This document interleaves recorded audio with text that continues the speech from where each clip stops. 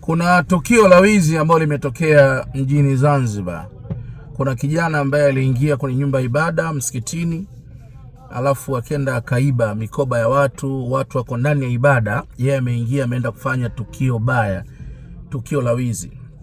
Hii imekaaje kwa mtu ambaye hana imani au mtu ambaye alovuta madawa, amevuta bangi?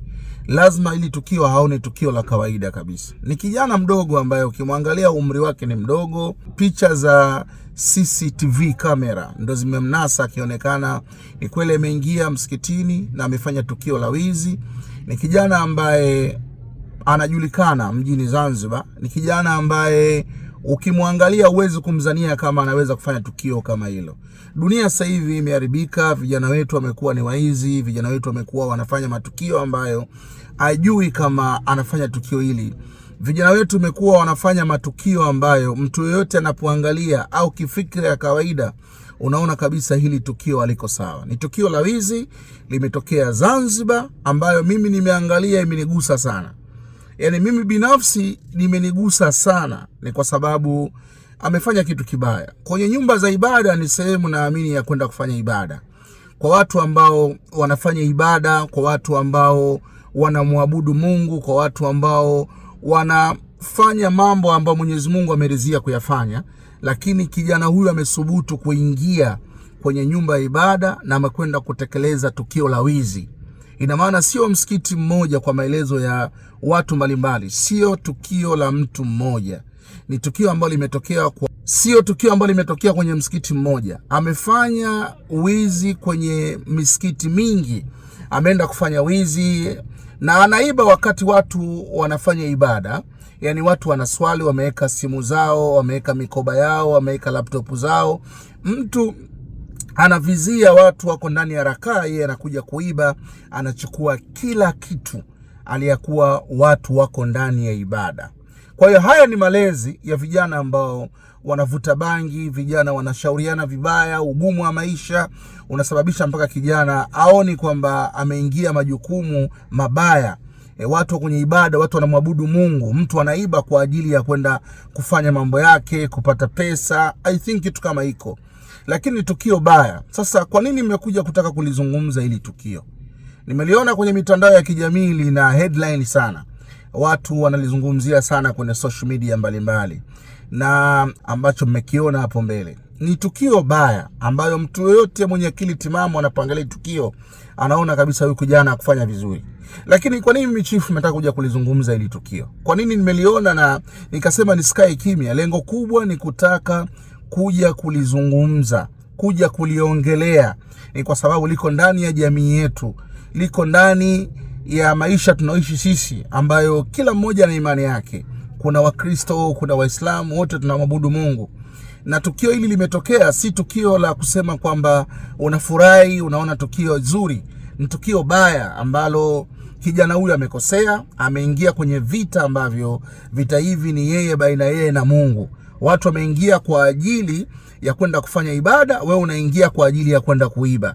Na ameingia wakati watu tayari wameshaanza kuswali, yeye ameingia amekusanya mikoba yote. Amekusanya mikoba yote, amekusanya simu zote. Ni tabia yake, kila msikiti inaonekana ni mtu ambaye anakwenda kuiba. Kwa ile tukio ni tukio baya sana, ni tukio baya sana. Lakini nimetaka kuja kulizungumza mimi kama chief. Niseme ya kwamba hivi, mimi nasikia uchungu sana kama chief kuona nyumba za ibada zinachezewa. Nyumba za ibada, mtu anakuja kwenye nyumba ya ibada anafanya uhalifu. Mashehe mko wapi? Huyu mtu mpaka leo anakaa anakula kuku kwa mrija. Unatakiwa umeiba leo na leo ukutane nacho. Sio mnaanza kutangaza kwenye social media. Mnaanza kutangaza arudishe.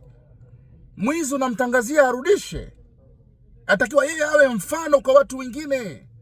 Inatakiwa awe mfano kwa watu wengine. Inatakiwa yeye ndo awe fundisho, watu waone kumbe hizi nyumba za ibada sio nyumba za kuchezewa. Msikae chini mkaanza kuulizana kumtafuta mwizi. Mwizi atakiwa arudishe vitu mwenyewe alivyovichukua, arudishe. Atakiwa apigwe kichaa.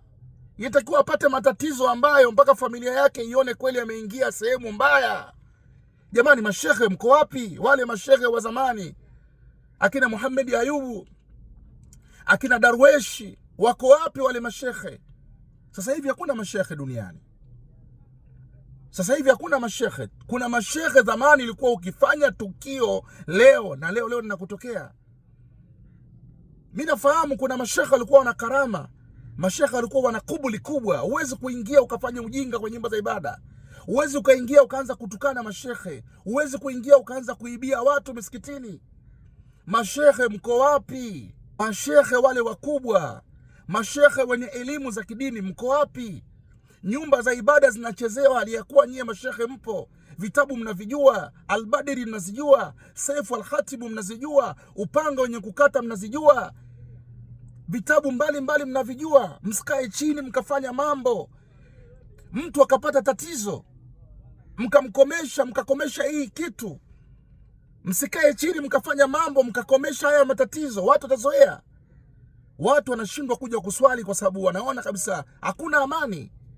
Na amani ya kwanza kwenye dini ya Kiislamu, kwenye kuswali, kufanya ibada, kumsujudia Mwenyezi Mungu, kumwabudu Mungu, kwanza kuwe na amani ya mali zako, kuwe na amani ya sehemu unapotaka kuswali. Mtu anaswali mawazo anafikiria nitaibiwa. Mtu anaswali mawazo anafikiria, yani ni kitu ambacho nimekiona ni kibaya sana ambacho kimefanyika. Kwa hiyo nitoe rai kwamba ili tukio lililotokea ni tukio baya sana. Na kama limeshindikana kwenu, naomba tukio hili mniletee mimi nilifanyie kazi.